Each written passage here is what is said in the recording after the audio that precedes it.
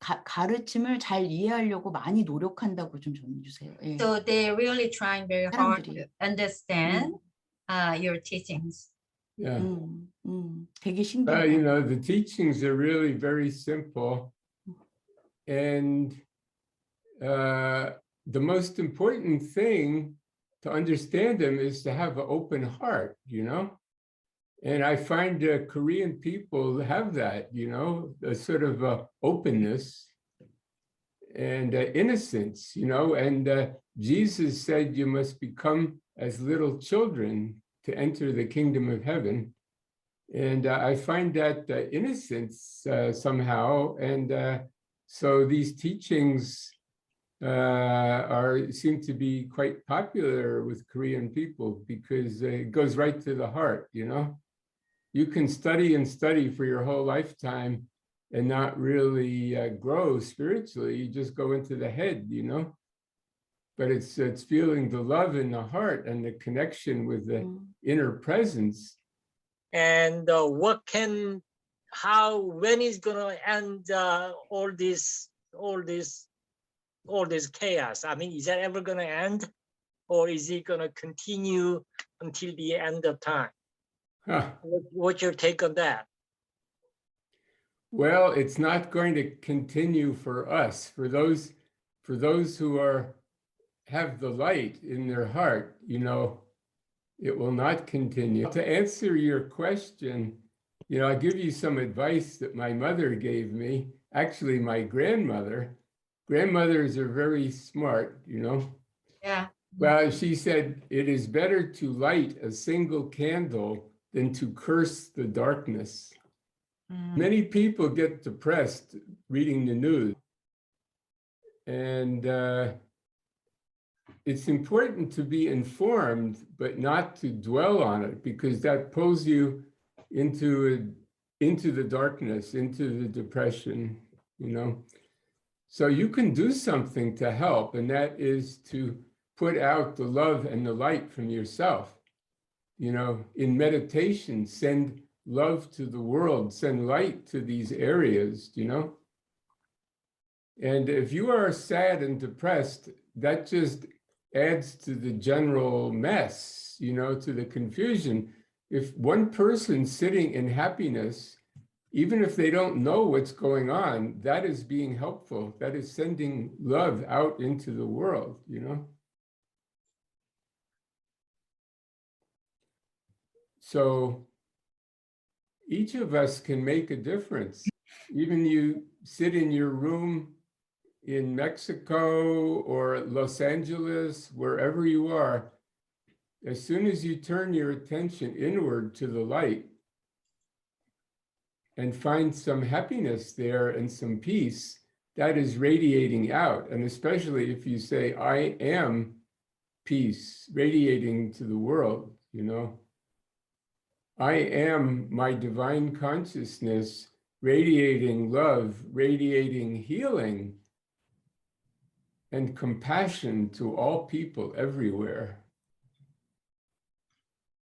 Also to call on the violet consuming flame. Imagine the whole earth bathed in violet consuming flame. That is the most purifying quality of light. And since my book came out about the violet Tara, many people have had results with this, where they just imagine or think about or call on the violet flame, and they will actually see it. You know, I did, when my book came out on violet Tara, I did an experiment. I imagined myself as violet Tara above the White House, and I sent violet light down into the president. And later that day, he had a press conference, and he said, this was a few years ago at the beginning of COVID. He said, I think violet light could cure COVID. And the press thought he was crazy, you know? How did he see violet light? It's because I was above him sending that down, you know?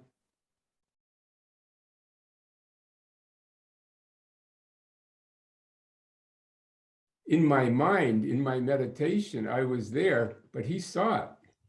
So each of us can do the same thing. wherever there's a problem in the world, imagine yourself as Violet Tara, a goddess or a god of violet fire, sending violet light down. Or any quality of light, even white light. But anyway, the violet light is the most purifying. And each of us can make a difference. There's an expression, this is what Pearl used to say, one with God is a majority. You don't need 1 million people. Just one person working with God can change the course of history. Just even saying the word peace, I am peace, that is going out. I am the living light. If you say that from your heart and imagine a sun in your heart radiating out, that is doing good. So that is much better than spending, the next 10 minutes watching the news and getting depressed. You can spend the next 10 minutes imagining you are a sun sending out beautiful healing light to the world.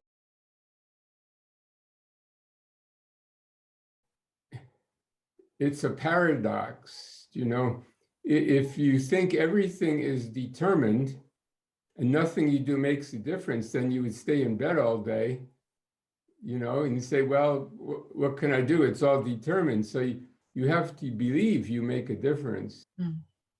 But you can't be upset if you don't get your way either. Mm. So because we don't know the future most of the time, we still have to do our best. That's important to exert ourselves to make a difference, because we don't know exactly how things are meant to turn out, and the future still depends on us making an effort. Like we are characters in the movie, and maybe the script is already written, but it's up to us how we play our parts, if we do play our part well or not so well. And also, as you say, we have free will as far as if we learn our lessons or not, Like if you have the same type of experience over and over, then maybe you can look at that and say, next time that kind of experience comes up, I'm going to act differently. You have, say, somebody you meet who pushes your buttons every time you get hurt or something, or you have a bad experience with that person. Next time you meet them, you can say, look, I want to change how we relate to each other. And you can make a difference and change that, And you can also look within and say, what am I meant to learn from this? And that's where the free will is really, if you learn from your experience or not, And if you improve yourself, that is where you can make a difference. But by and large, you chose to have these parents, you chose to be born at a certain time, and you chose to have certain experiences in your life. So then the question is, you can ask, why did I choose this experience? What am I meant to learn from it? And how can I play my part well? But it's important not to dwell on things, put a label on them, bad, that's a bad experience, or that person, like the judging people, that person is not doing good, Maybe that person doing the best they know how to do, The judgment is not going to save the world. It's the love that will save the world,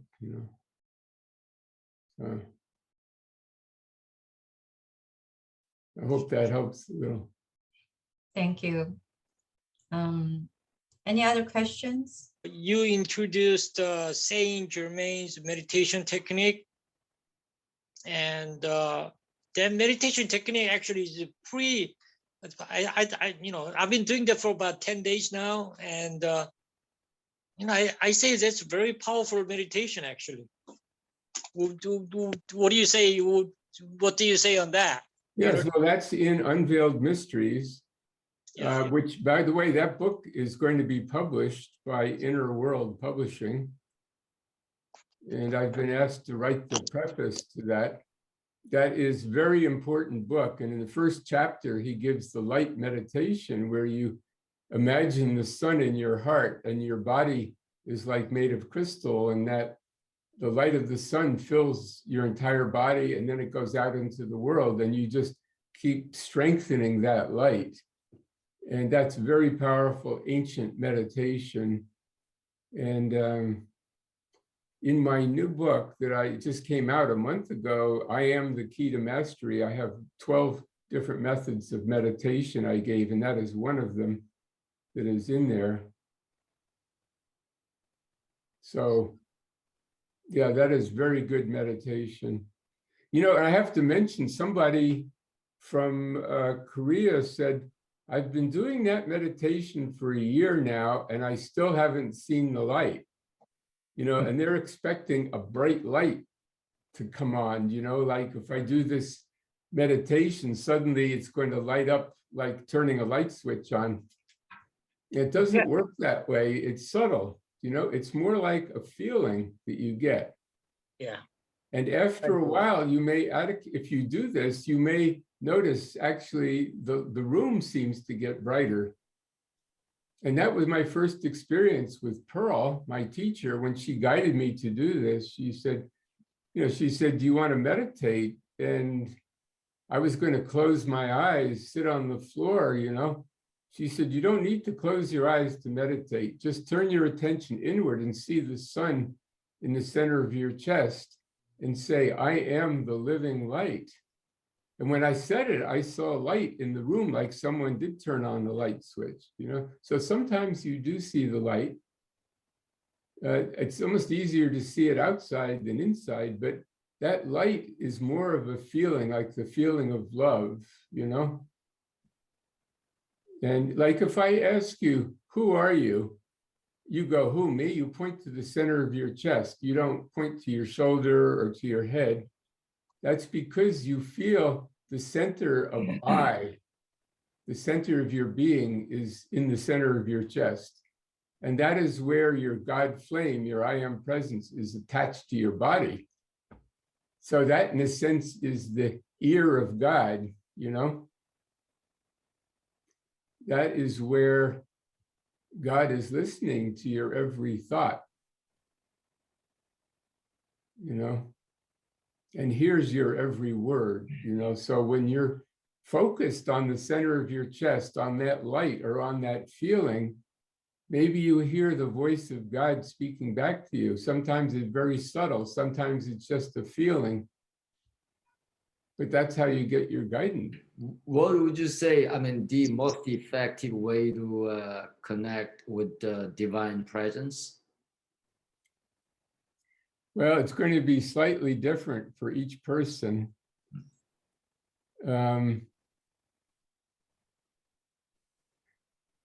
Sometimes the presence just comes forth even when you're not expecting it. Other times you can try very hard to contact it and you don't have any experience. But again, this type of meditation on the light within, and then you turn your attention inward and then upward. Just know that presence is there. Now, I'll just show a little picture here. And that upper ball of light is what it looks like. So just keep in mind that is there above you all the time, but in a higher dimension, higher frequency. And it's aware of you always. And you can pray to it before you go to bed at night. I would like to experience you. I would like to feel closer to you. This is what Jesus called the Father, God the Father. I and the Father are one, because he was in contact with the I am presence. So each of us can do that. but you know, it can take some time, or you never know when it could happen. But you know, in meditation that is a good effort to contact the presence, and a good time for the presence to come through, because your mind is your mind is then focused and more open to it. And you might not see it like that, you might just feel it.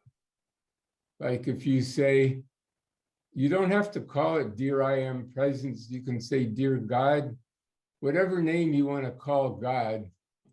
You even just say, Dear God, I love you, I want to be closer to you, I want to feel your presence, and I would love to see you if I may. These are all good, you know.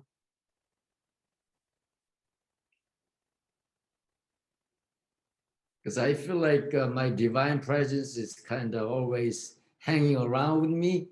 And whenever I try to meditate, right now you show me your little picture. As soon as you show me the little picture, and then I felt like my crown chakra was kind of acting up really rapidly. You know, so Exactly. yeah. See, as you meditate, that presence may come closer, you know.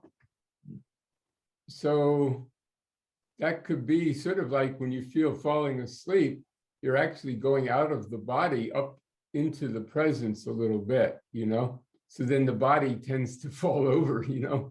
So try to bring the presence down into the body and feel I am the divine presence. presence is related to the violet flame. Well, the violet flame is an aspect of the presence that it comes forth from it, you know. The I am presence has all the flames, the blue flame, green flame, white flame, even red, you know.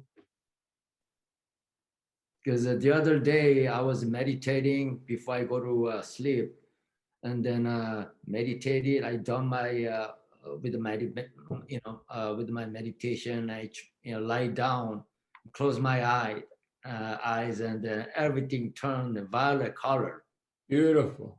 Yeah, so I didn't know what that was, but what I didn't know what that meant. What that meant or whatever. But that was a little bit kind of trippy experience. Well, yeah, you've been reading about the violet fire, right? No, it's before that, before I start Before reading that. the book. Oh, that's beautiful. That's grace. That's divine grace. That's preparing you for these teachings, you know. Okay. The violet fire exists, you know. In the white light are all the colors, but violet is the transmuting activity. Like when you meditate, or as you start to move into greater spirituality, the violet comes through more, you know, because that's dissolving all the negativity. And how is a heart chakra connected to a third eye? What's the relationship between heart chakra and third eye? Well, you know, we have 7 chakras, really. They're all connected, you know, and they each have important part to play. You can't just cut off and say, I'm only working with the upper 3 chakras, you know. You have to circulate the energy through all of them. But many people get on the spiritual path and they just want to focus on the third eye because that gives people certain powers, you know. Like it makes people, let's say, more psychic or more intuitive, something like that. But the lesson of being a human being, the lesson in mastery is to also have the heart center open. Like there are many yogis that have powers that only focus on the third eye, but they're closed, you know, the heart center is closed. They can't relate to people, you know. So the final exam of being a human being is learned through the heart, you know, developing compassion. Like some of these people, very developed mentally and psychically, but they have no compassion for humanity. You know, to see the Christ light or to see the light in other people, that's very important. and to not just see it, but to feel it. You know, to feel we are all connected. You feel that through the heart. That's the love. You know, this is more the mental male aspect, and the heart center is the love, the female aspect more, you know. And you need both of them to become a master. To create. Yeah, to create, sure. Okay. You know, for thousands of years, the spiritual teachings have been more patriarchal, more just the male. I want to get out of here, to say this is all an illusion. I want to go back into the oneness, back to the source, you know, and that's why a lot of teachings focus on the third eye, you know, and then to go out through the top of the head, you know, then goodbye earth, goodbye humanity. But then you get up there and you look down, you see the suffering of humanity. And then you go, oh, I blew it. I should have stayed there. I could help people, you know. Then they say, okay, here's a pregnant woman down here. You're going into that baby body. You're going to be born again. And then here we are, born again. This time, do something to help other people. Develop love and compassion, you know. Yeah, that's been my big lesson, because all my time in India, the emphasis was just to say the world is an illusion. It's all Maya. We should just get out of here, become enlightened, and go into the oneness, you know. But then when I met Anandamayi Mai in India, then I met Pearl. She said, no, bring the light of the presence down into the heart and then release it out to others. Then you can be of service to humanity and help other people with their suffering, rather than saying, I'm going inward and upward to get out of here, you know. Bring the light down, release it from the heart. And one way you do that is with the I Am Affirmations. So I am affirmation is one of the way to go ahead and open up your heart. Yeah, if you do it without the ego, the problem is many people study the I am, they're doing these decrees and they're going boom, boom, boom, boom, and it's all willpower. It's better to do the affirmation once and do it with love from the center of your being than to do it 100 times from your head.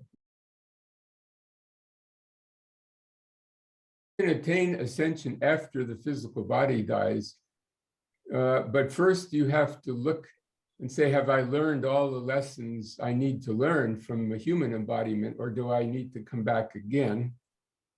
You know, is there anybody I hurt that I need to come back and help? You know, are there more lessons I need to learn?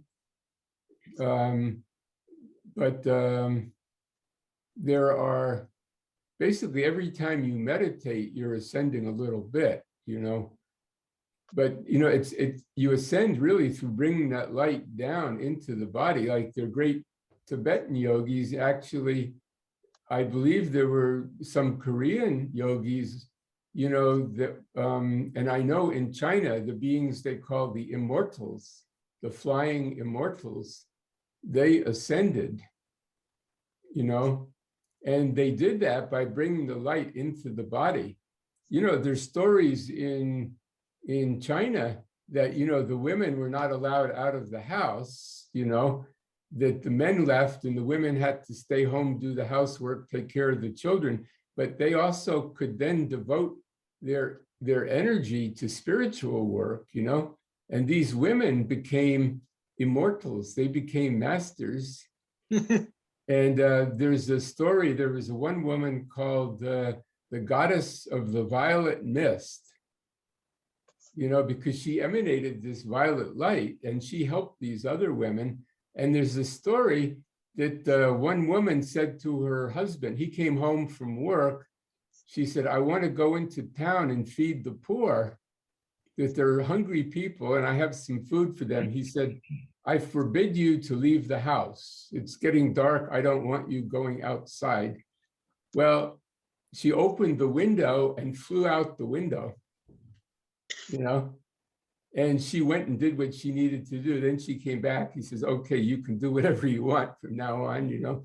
But see, these women, because they didn't have to go out and work, they could develop their spiritual ability, and they ascended before the men did. So some of these original flying immortals were women.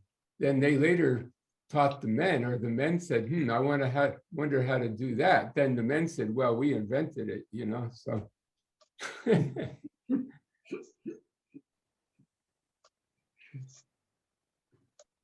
But it's bringing that light in. When you meditate and you bring the light into your body, like one meditation, just try to feel God in every cell of your body, even your fingertips, your legs, the soles of your feet. Just meditate on the God consciousness in every cell and imagine a sun in every cell of your body. As soon as I do that, I start to warm up. My body gets warm, and I feel the frequency of vibration increasing. So some of these yogis, they could actually dissolve the physical body.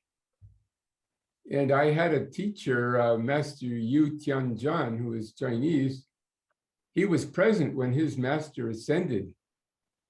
It's just 7 colors of light. All that was left on the ground were the hair and the fingernails. The physical body disappeared completely.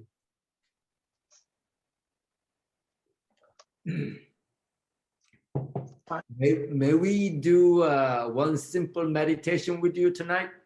Sure, that's good. Yeah, that'll be a great lesson for us. Yeah, do you want to do that now? Or... Sure. Yeah, let's do that. Okay, so we can do this with the eyes open, Sure.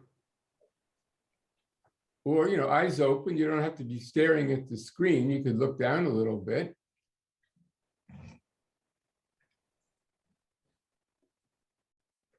So you don't need to adjust the camera or the computer. Just leave everything the way it is.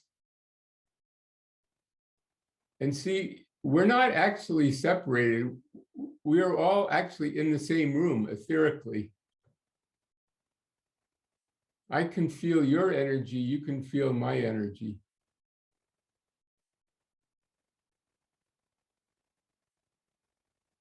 Just like you're sitting in front of me. So I feel the God flame in my heart.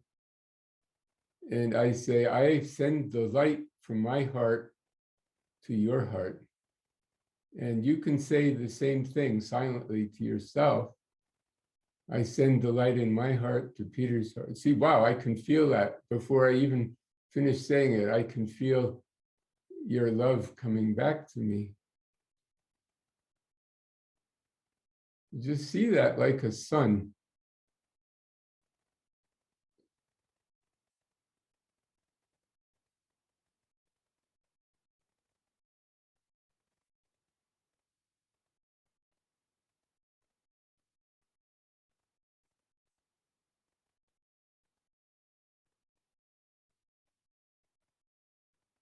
So if your mind wanders a little bit, you focus on the in-breath and the out-breath.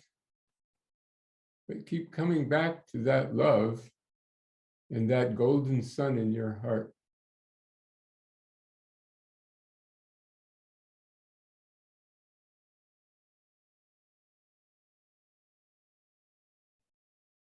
Then we can say, I am sending this love out into the world.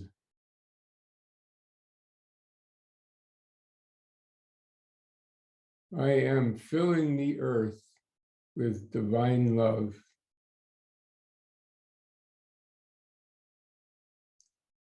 I am filling the universe with divine love.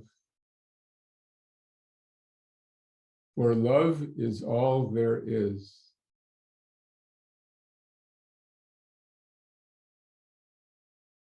Just feel your heart light expanding out without limit.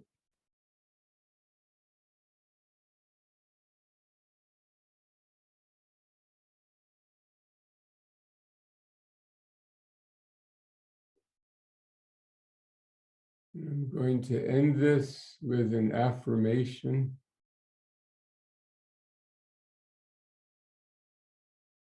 Serenely I fold my wings and abide in the wisdom of my I am presence, untouched by outer human creation, by the power of God, which I am.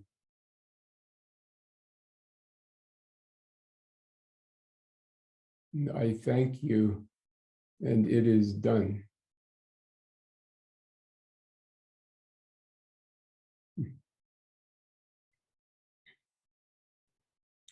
Okay, come back now into the awareness of three-dimensional reality.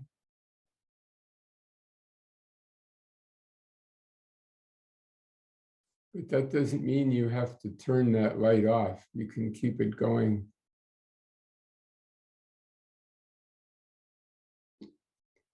See, this is like nectar.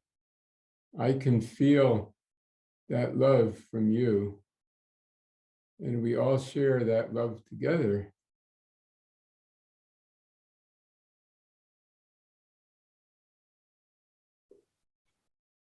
Anything you say in this consciousness will be magnified. Like, I am holy, pure, and perfect. I am perfect health. I am abundant in all things.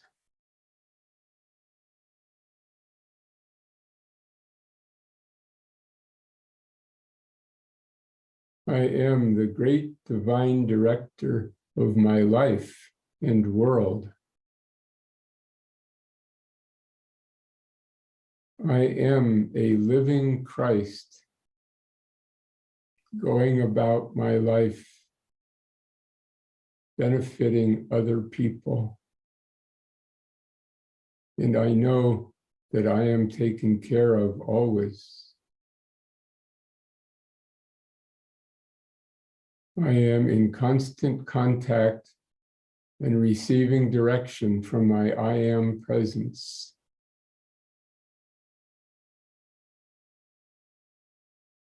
There is nothing hidden that I need to know that is not revealed in perfect divine order.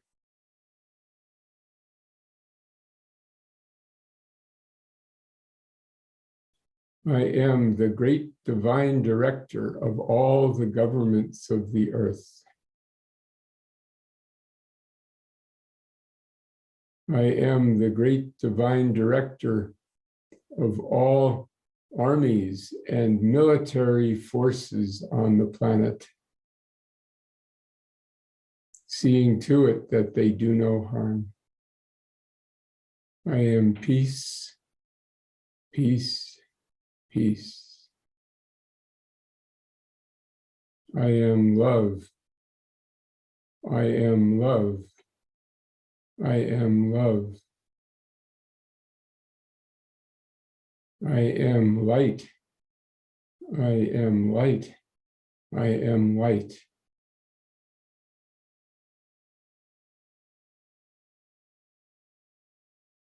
I am that I am that I am.